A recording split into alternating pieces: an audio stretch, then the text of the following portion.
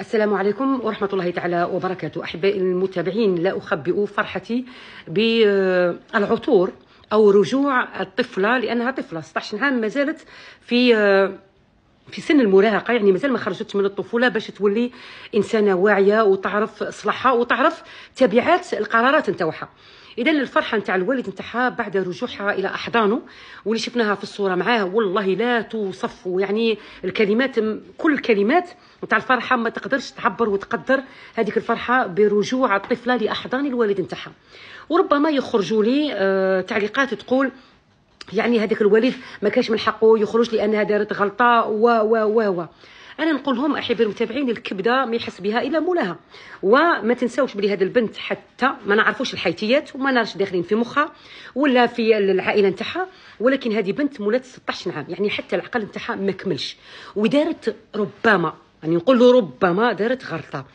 وهل يعني احنا كمجتمع او العائله لازم نتحكموا في القرار نتاع الوالد نتاعها اللي دار الفيديو يستنجد بالمتابعين ويستجديها ان تعود الى احضانه؟ يعني هل لو هذه البنت تبرأت منها العائله وقالت يعني تتحمل مسؤوليتها وهي غلطت وفضحتنا وبهدلتنا في العائله وفي المجتمع، هل يعني الذهاب نتاعها الى المجتمع، لهذا المجتمع اللي راه يتحكم واللي راه يقول غلطه ولازم تخلص ولازم العائلات تتبرأ منها، هل هذا المجتمع سيحميها او هل سيرحمها لو باتت في الشارع؟ هذا المجتمع نفسه هو الذي سينهش في لحمها وسيفتح لها ابوابا يعني غير ربي اللي يعلم بهم. انا اشجع، ماشي انا اقول انه الاب نتاعها كان شجاع في الفيديو الاول لما دار الفيديو يطلب منها انها تعود الى حضانه، وطلب المساعده نتاع المتابعين وطلب المساعده نتاع الشرطه باش تعاونوا انه البنت تاعو ترجع لاحضانه. والشجاعه الثانيه هي انه عبر على الفرحه نتاعو في فيديو يقول الحمد لله لبنتي رجعت لاحضاني، لانه والله العظيم يعني ماذا سيكون مصير هذه البنت لو يعني قالت على كل حال المجتمع راه إلما جوجي، يعني يحكم عليا بلاني بنت ما نسواش وماذا يكون الحل بيدها؟ يا اما تروح في البوطي، هذا اذا لقات بوطي ما تخلصوش بجسدها لانه الفلوس ما بقاتهاش، تخلصوا بجسدها باش يديروها مع ربما اشخاص ينهشون لحمها قبل ما توصل الى اي بلد، او ياخذها كما احنا نقولوا الكلمه عربيه قواد، يعني ان بروكسينات يخدم بها.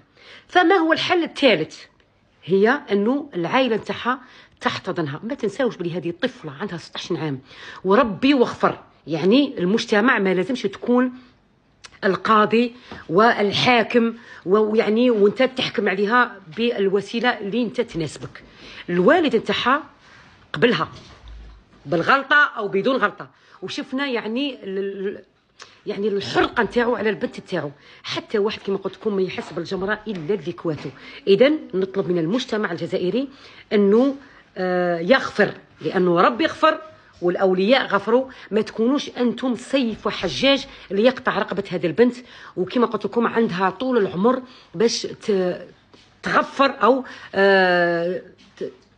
كما احنا نقولوا تمسح الغلطه نتاعها. ونتمناو لها يعني حياه مليئه يعني كل الحياه فيها مطبات. هذه المطبات نتاعها كانت قويه، وان شاء الله تكون لها درس ليها وللبنات، وتكون هي عبره للبنات اللي مساكين ينساقوا، خاصه يعني سن المراهقه كما يقول لك العلم الاجتماع وعلم النفس يقول لك سي لاج كون، لاج نتاع يعني لاج نتاع البهاليل، لاج اللي يكون العقل مغيب، يكون فيه غير القلب اللي ينساق وراء المشاعر والكلمه المعسوله. اذا لازم هذه تكون وسيله وتكون شوفوا درس للعائلات، درس للامهات والاولياء، ودرس للمراهقين تاعنا والشباب نتاعنا. ما تنساقوش وراء كل كلمه محسوله، لانه قداش من كلمه محسوله وصلتكم الى الهاويه. ونطلب من المجتمع الجزائري يرحم الوالد ويرحم البنت، ونتمنى انها تكون درس للبنت ولكل بناتنا ان شاء الله. فالرحمه ربي يسموه الرحمن الرحيم. والبنت ما تنساوش دائما أنها عندها 16 عام فقط. شكرا لكم على المتابعة، تحيتنا لكم، مع السلامة.